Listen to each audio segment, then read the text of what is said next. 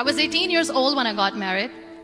I belonged to a very conservative family, a Baloch family, where good daughters never say no to their parents. My father wanted me to get married, and all I said was, if that makes you happy, I'll say yes. And of course, it was never a happy marriage. Just about after 2 years of getting married, about 9 years ago, I met a car accident. Somehow my husband fell asleep and the car fell in the ditch. He managed to jump out, saved himself. I'm happy for him. But I stayed inside the car and I sustained a lot of injuries. The list is a bit long. Radius ulna of my right arm were fractured. The wrist was fractured. Shoulder bone and collarbone were fractured. My whole rib cage got fractured. But that injury that changed me and my life completely was the spine injury. Many people came to rescue. They gave me CPR. They dragged me out of the car. And while they were dragging me out, I got the complete transection of my spinal cord. Those 2.5 months in the hospital were dreadful. I was at the verge of despair. One day, doctor came to me and he said, well, I heard that you wanted to be an artist, but you ended up being a housewife. I have a bad news for you. You won't be able to paint again. Next day, doctor came to me and said, your spine injury is so bad, you won't be able to walk again. I took a deep breath and I said, it's all right. Next day, doctor came to me and said, because of your spine injury and the fixation that you have in your back, you won't be able to give birth to a child again. That day, I was devastated. I started to question my existence. Why am I even alive? So what kept me going was, one day I asked my brothers, I know I have a deformed hand, but I'm tired of looking at these white walls in the hospital and wearing these white scrubs. Bring me some colors, bring me some small canvas. I want to paint. So the very first painting I made was on my deathbed, where I painted for the very first time. What an amazing therapy it was. Without uttering a single word, I could paint my heart out. I could share my story. People used to come and say, what lovely painting, so much color. Nobody could see the grief in it. Only I could. And that day I decided that I'm going to live life for myself.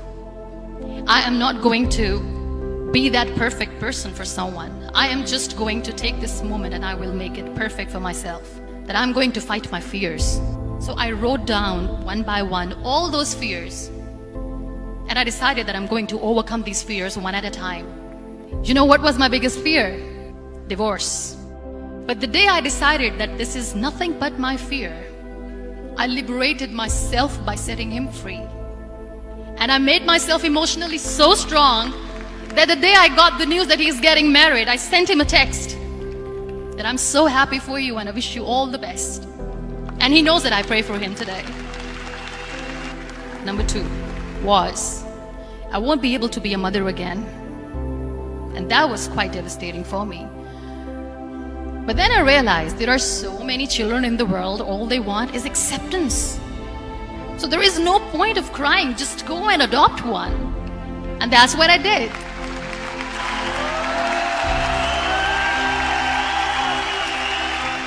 I gave my name in different organizations, different orphanages, and I waited patiently. 2 years later, I got this call from a very small city in Pakistan. I got a call and they said, are you Muniba Mazari? There is a baby boy and would you like to adopt? I could literally feel the labor pain. I said, yes, I am going to adopt him. I am coming to take him home. And that day, I was 2 days old and today he's 6. You know, when you end up being on the wheelchair, what's the most painful thing? People think that they will not be accepted by the people because we, in the world of perfect people, are imperfects. So I decided to appear more in public. I started to paint. I have done a lot of modeling campaigns. I decided that I'm going to join the national TV of Pakistan as an anchor person. I became the National Goodwill Ambassador for UN Women Pakistan, and now I speak for the rights of women, children. I was featured in BBC 100 Women for 2015. I'm one of the Forbes 30 under 30 for 2016. So when you accept yourself the way you are, the world recognizes you. It all starts from within. We have this amazing fantasy about life. This is how things should work. This is my plan. It should go as per my plan. If that doesn't happen, we give up. I never wanted to be on the wheelchair. Never thought of being on the wheelchair. This life is a test and a trial, and tests are never supposed to be easy. So when you are expecting ease from life, and life gives you lemons, then you make the lemonade, and then do not blame life for that. It is okay to be scared. It is okay to cry. Everything is okay, but giving up should not be an option. They always say that failure is not an option.